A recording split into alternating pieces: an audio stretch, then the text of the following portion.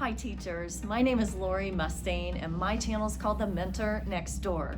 I'm here to share my passion for teaching writing by sharing with you simple tips and tricks for modeling great lessons, conferencing with students, and most of all, creating a writer's workshop that thrives. Today we're going to talk about building the self-esteem of your students, and I'm going to give you a few tips that you can use in your classroom this year. I truly believe that 50% of the battle in teaching writing is helping the kids know that they actually can write and that they're great writers. You're going to have many kids come into your classroom this year, sadly, that have shut down in writing, and so it's our job to build that self-esteem. If a child knows they can, they're going to write so much more for you. If you'll use just one or two of the ideas that I share with you, I think you're going to find a world of difference in your writing class. I want to encourage you for the first 2 to 3 weeks to only give positive feedback. I know this is really hard as teachers because we want to jump in there and we want to start correcting the spelling and the punctuation and all of that. But remember, we're trying to build the self-esteem of these kids. And so if they only hear negative, what's going to happen is they will shut down and they'll feel like they can't write. So be careful, only give positive praise and watch your students thrive.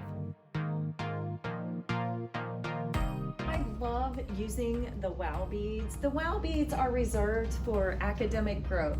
So if I see a child that does something really great in writing, I'm going to take note and I'm going to tell that child, you go get you the wow beads.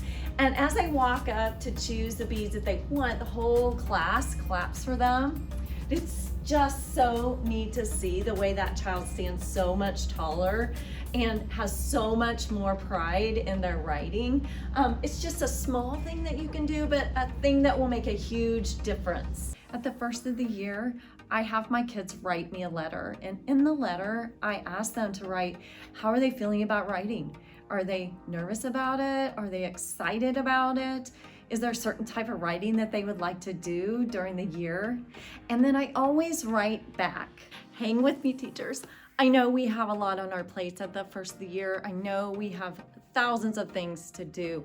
But if you can just take that time, just a little bit of time at the first of the year to let that kid know that you know who they are and that you understand where they're coming from, I guarantee you that will carry through the whole entire year. One of the easiest things you can do to build the kids' confidence is to display their papers in the hallway. Now, I start with just a simple bulletin board, watch us grow as writers, and to tell you the truth, it doesn't even change throughout the year. The papers change, and it's so exciting for the kids to see the growth that they've made from the first of the year to the end. I hope you're walking away with at least one thing to use in your classroom this year. If you enjoyed this video, could you help me out by pressing the like button, subscribe, and if you want the weekly update, press the bell. I'll see you next week with some more ideas.